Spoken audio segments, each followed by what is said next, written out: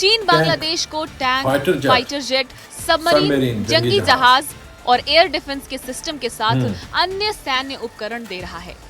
बांग्लादेशी नौसेना में 2 diesel attack submarine मार्च 2016 में शामिल की जा चुकी हैं।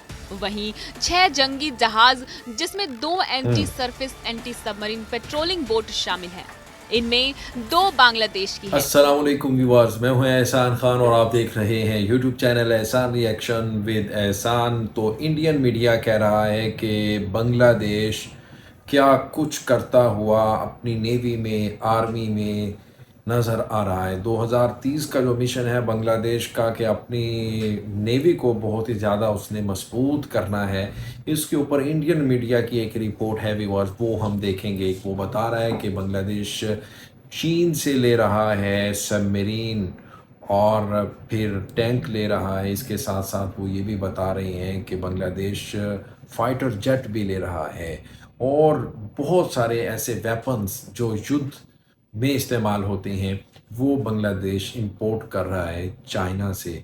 और इसके ऊपर इंडियन मीडिया की स्पेशली एक रिपोर्ट है, मैं चाहूँगा कि वो सबसे पहले देखें, फिर हम इसके ऊपर डिटेल से बात करेंगे कि कैसे जो भारत है वो ये बर्दाश्त नहीं कर सकता कि बांग्लादेश अपनी नेवी को, आर्मी को, एयरफोर्स को मजबूत करे।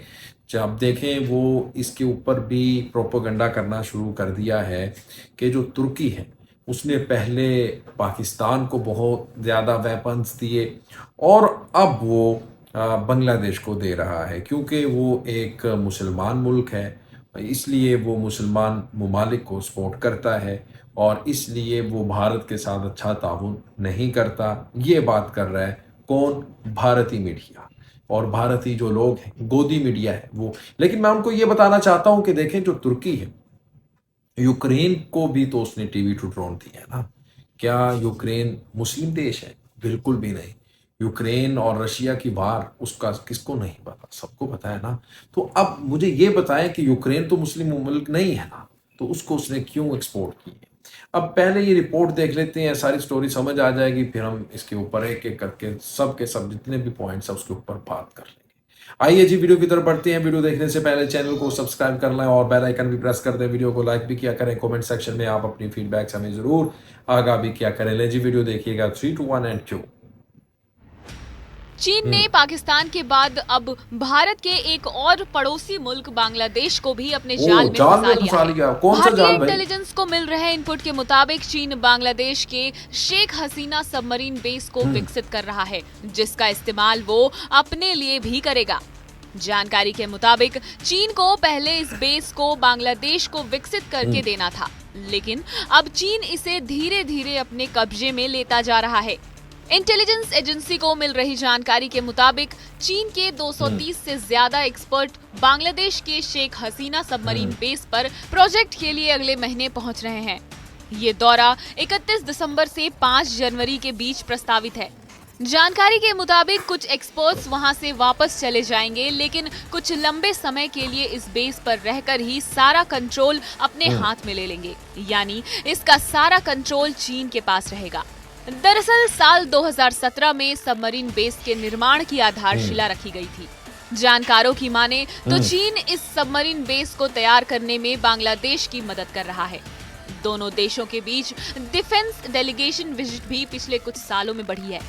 चीन बांग्लादेश को टैंक, फाइटर जेट, सबमरीन, जंगी जहाज और एयर डिफेंस के सिस्टम के साथ अन्य सैन्य उपकरण दे रहा है। बांग्लादेशी नौसेना में 2 डीजल अटैक सबमरीन मार्च 2016 में शामिल की जा चुकी हैं। वहीं 6 जंगी जहाज जिसमें 2 anti surface anti submarine patrolling boat शामिल हैं। इनमें 2 बांग्लादेश की है। पिछले साल ही चीन ने टाइप 053H जियांगवई क्लास की 2 गाइडेड मिसाइल फ्रिगेट बांग्लादेश को दी है। इससे पहले 2 गाइडेड मिसाइल फ्रिगेट दे चुका है, जो कि 2014 से लगातार सेवा में है। चीनी नौसेना की डिकमीशन हो चुकी 2 फ्रिगेट का सौदा साल 2018 में दोनों देशों के बीच हुआ था। बात है भाई? बांग्लादेश की नौसेना में 4 स्टील्थ गाइडेड मिसाइल कॉर्वेट्स शामिल हैं।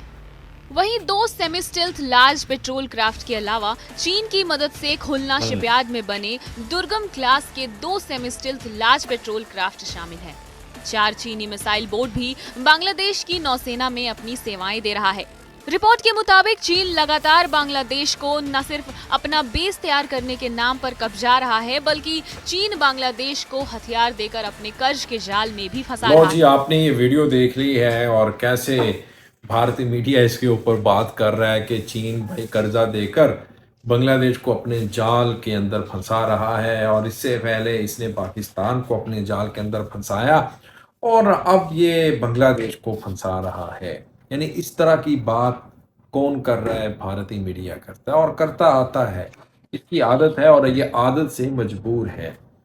आपको याद होगा जब पद्मा बनने जा रहा था तो बहुत ज़्यादा इसके ऊपर जो भारतीय मीडिया था उसने बातचीत करना शुरू की, प्रोपेगेंडा करना शुरू किया कि देखें जी ये तो एक जाल है, ये तो एक साजिश के तहत ये काम हो रहा है और ये पद्मा ब्रिज कंप्लीट नहीं होगा और ये होगा वो होगा, क्योंकि उसके अंदर जो चाइनीज़ इंजीनियर्स थे वो भी काम कर रहे थे।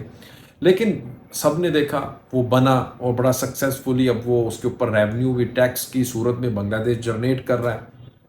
बहुत ज़्यादा उसमें फ़ायदा हो रहा है। कम्युनिकेशन जो एक बड़ा गैप था वो ख़त्म हुआ है, वो फुलफिल हुआ है। और मेरे ख्याल में अगर हम देखें कि बांग्लादेश जिस तरह से अपनी नेवी को अब बहुत ही ज़्यादा मजबूत करता हुआ नज़र आ रहा है, और इसको देखते हुए जो भारतीय मीडिया है या फिर म्यांमारी मीडिया है वो उसको एक किस्म की मौत आ चुकी है कि उनको डर भी है कि देखें ये अपनी अब पानियों की हिफाजत करेंगे।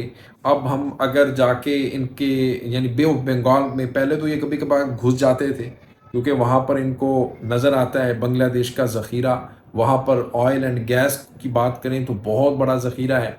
उसको अगर ड्रिल किया जाए वहाँ से बहुत ज़्यादा जो ब्लू इकॉनमी के सूरत में बांग्लादेश कमा सकता है।